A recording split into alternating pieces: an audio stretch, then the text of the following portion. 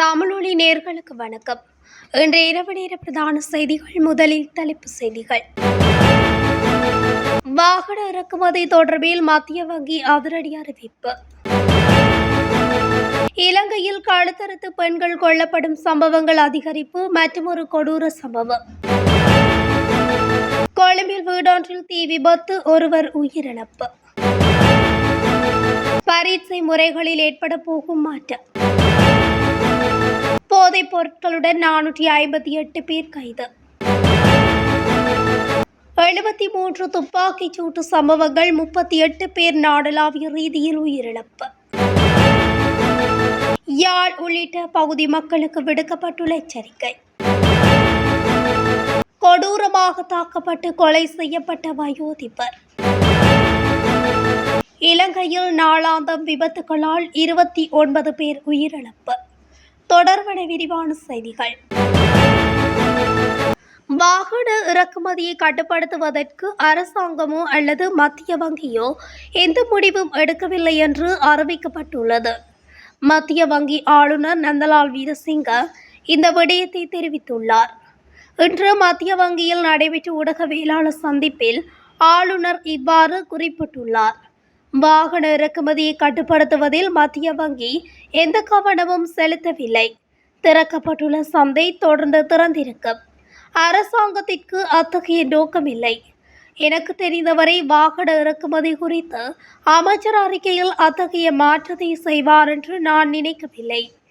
இது ஒரு ரத்து என்று நாங்கள் எதிர்பார்க்க முடியாது என நந்தலால் வீரசிங்க சுட்டிக்காட்டியுள்ளார். நாவலப்பட்டி இம்புல்பட்டி தோட்டத்தில் கைவிடப்பட்ட பங்களாவுக்குள் ஒரு பெண்ணின் சடலம் கண்டெடுக்கப்பட்டுள்ளதாக போலீசார் தெரிவித்துள்ளனர். குறித்த பெண்ணை கொலை செய்ததாக தெரிவிக்கப்படும் முறையற்ற காதலன் கம்பளையில் போலீசில் சரணடைந்துள்ள நிலையில் பின்னர் மேலதிக விசாரணைகளுக்காக நாவலப்பட்டி போலீசாரிடம் ஒப்படைக்கப்பட்டார். குறித்த பெண்ணை கூர்மையான ஆயுதத்தால் காயப்படுத்தி அந்த இடத்திற்கு அழைத்து வந்ததாக சந்தேக நபர் வாக்குமூலம் அளித்துள்ளார். உயிரிழந்த பெண் நாவலப்பட்டி இம்புல்பட்டி தோட்டத்தைச் சேர்ந்த 39 வயதான 3 பிள்ளைகளின் தாய் என தெரிய வந்துள்ளது. கொலை செய்யப்பட்ட பெண் சந்தேக நபருடன் கம்பளை புசல்லாவ பகுதியில் சுமார் 9 மாதங்கள் வசித்து வந்த பின்னர் தனது சட்டப்பூர்வ கணவரின் வீட்டிற்கு திரும்பிச் சென்றுள்ளார். வீட்டில் இருந்த குறித்த பெண் அவ்வப்போது சந்தேக நபருக்கு தொலைபேசி அழைப்புகளை மேற்கொண்டு வீட்டு வேலைக்காக வெளிநாடு செல்ல தயாராகி வந்துள்ளார். போலீசார் நடத்திய விசாரணைகளில் சந்தேக நபர் வெளிநாடு செல்வதற்கு கடும் எதிர்ப்பு தெரிவித்துள்ளதாக தெரிய வந்துள்ளது. கொலை செய்யப்பட்ட பெண் வெளிநாடு செல்வதற்காக கிராம சேவக சான்றிதழ் பெறச் சென்ற போது சந்தேக நபர் அவரை தொலைபேசியில் அழைத்து பாழடைந்த வீட்டிற்கு வருமாறு அழைத்துள்ள நிலையில் அங்கு வைத்து கழுத்தை அறுத்து கொலை செய்யப்பட்டுள்ளார். சம்பவ தொடர்பில் போலீசார் மேலதிக விசாரணைகளை மேற்கொண்டு வருகின்றனர். நாரகேட்பட்ட பிரதேசத்தில் வீடொன்றில் ஏற்பட்ட தீ விபத்தில் நபரொருவர் சிக்கி உயிரிழந்துள்ளதாக போலீசார் தெரிவித்துள்ளனர். கொழும்பு நாரகேட்பட்ட பிரதேசத்தில் உள்ள 397 இலக்க தோட்டத்தில் உள்ள வீடொன்றில் இன்று அதிகாலை தீ விபத்து ஏற்பட்டுள்ளது. குறித்த வீட்டில் தீயில் சிக்கி காயமடைந்த நிலையில் காணப்பட்ட நபரொருவரை போலீசார் மீட்டு தேசிய மருத்துவமனையில் அனுமதித்துள்ளனர். எனினும் பாரதூரமான தீக்காயங்கள் காரணமாக குறித்த நபர் உயிரிழந்துள்ளார். தீ விபத்துக்குள்ளான வீட்டில் வாடகைக்கு குடியிருந்த 50 வயதான நபரொருவரே இவ்வாறு உயிரிழந்துள்ளார். தீ விபத்துக்கான காரணம் இதுவரை தெரிய வராத நிலையில் சம்பவம் குறித்து போலீசார் மேலதிக விசாரணைகளை மேற்கொண்டுள்ளனர். புதிய கல்வி சீர்திருத்தங்கள் மூலம் எதிர்காலத்தில் பரீட்சை முறையை மாற்ற நடவடிக்கை எடுக்கப்படும் என கல்வி அமைச்சரும் பிரதமருமான ஹரண்ய அமரசூரிய தெரிவித்துள்ளார். புதிய கல்வி சீர்திருத்தங்கள் குறித்து ஊடக நிறுவனங்களின் தலைவர்களுக்கு தெரிவிக்கும் சிறப்பு நிகழ்ச்சியில் பங்கேற்ற போது அவர் இதனை குறிப்பிட்டுள்ளார். இதன்படி பாடசாலை மாணவர்களுக்கு சுமையாக இல்லாத வகையில் பரீட்சை உள்ளடக்கத்தை மாற்றும் செயல்முறை 2028ஆம் ஆண்டில் செயல்படுத்தப்படும் என்றும் பிரதமர் கூறியுள்ளார். அத்தோடு தவணை பரீட்சைகள் தொடர்பான இறுதி முடிவை எடுக்க நாளை கலந்துரையாடல் நடத்தப்படும் என்றும் அவர் தெரிவித்துள்ளார். இதேவேளை தரம் 5 புலமைப்பரிசில் பரீட்சை முறையை ரத்து செய்வது குறித்து எந்த முடிவும் எடுக்கப்படவில்லை என்று பிரதமர் ஹரணி மேலும் குறிப்பிட்டுள்ளார். நாடளாவிய ரீதியில் நேற்று மேற்கொள்ளப்பட்ட விசேட சுற்றி வளைப்பு நடவடிக்கையின் போது போதைப் பொருட்களுடன் 458 பேர் கைது செய்யப்பட்டுள்ளதாக பொதுமக்கள் பாதுகாப்பு அமைச்சு தெரிவித்துள்ளது.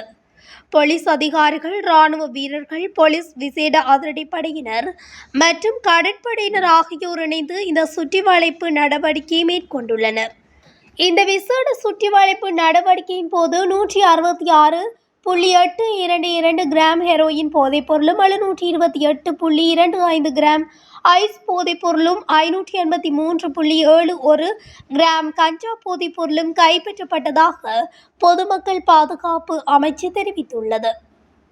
அண்மையில் இடம்பெற்ற மாரவில மற்றும் சீதுவ துப்பாக்கிச்சூடு சம்பவங்களுடன் நடப்பாண்டில் இதுவரை பதிவான மொத்த துப்பாக்கிச்சூட்டு சம்பவங்களின் எண்ணிக்கை 73ஆக உயர்ந்துள்ளதாக போலீஸ் புள்ளி விவரங்கள் தெரிவிக்கின்றன.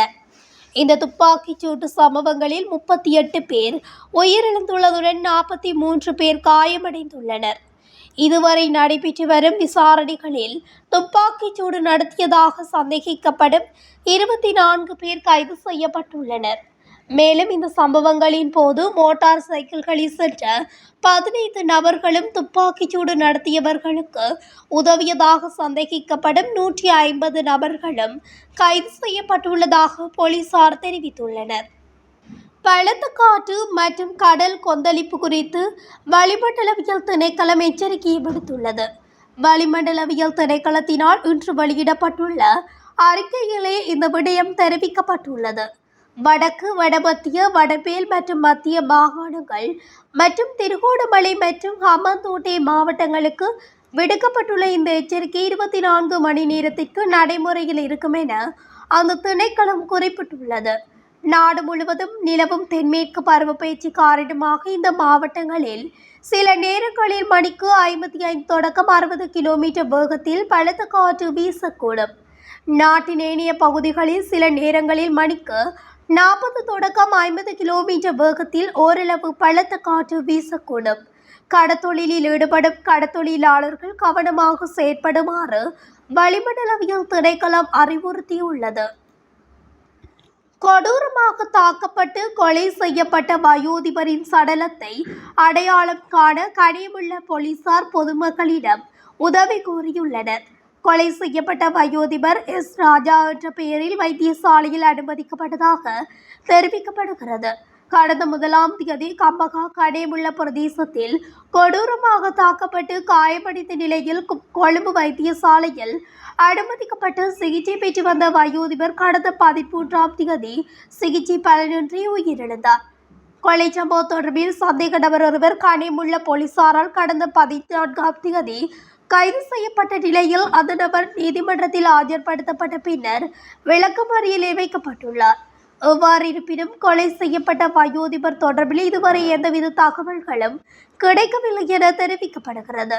கொலை செய்யப்பட்ட வயோதிபரின் சடலம் கொழும்பு தேசிய வைத்தியசாலையின் பிரேத அறையில் வைக்கப்பட்டுள்ளதாக தெரிவிக்கப்படுகிறது. இலங்கையில் ஏற்படும் திடீர் விபத்துகளால் நாளாந்தம் சராசரியாக 29 பேர் உயிரிழக்கின்றனர் என சமூக நல சுகாதார நிபுணர் வைத்திய சமித ஸ்ரீதுங்கா தெரிவித்துள்ளார். இலங்கையில் ஒவ்வொரு 45 நிமிடத்திற்கும் ஒரு நபர் விபத்தால் மரணமடைகின்றார். இது தவிர்க்கக்கூடிய ஒரு பேரழிவாகும் என அவர் குறிப்பிட்டுள்ளார். இந்த தகவலை அண்மையில் நடைபெற்ற ஊடகவியலாளர் சந்திப்பின் போது விபத்து தடுப்பு குறித்து பேசிய போது வைத்தியர் ஸ்ரீதுங்கா வெளியிட்டுள்ளார். இத்துடன் தமிழொலியின் இன்று இரவு நேர பிரதான செய்திகள் நிறைவடைகின்றன. தொடர்ச்சியாக செய்திகளை அறிந்து கொள்ள தமிழொலி ஊடகத்துடன் இணைந்திருங்கள். நன்றி, வணக்கம்.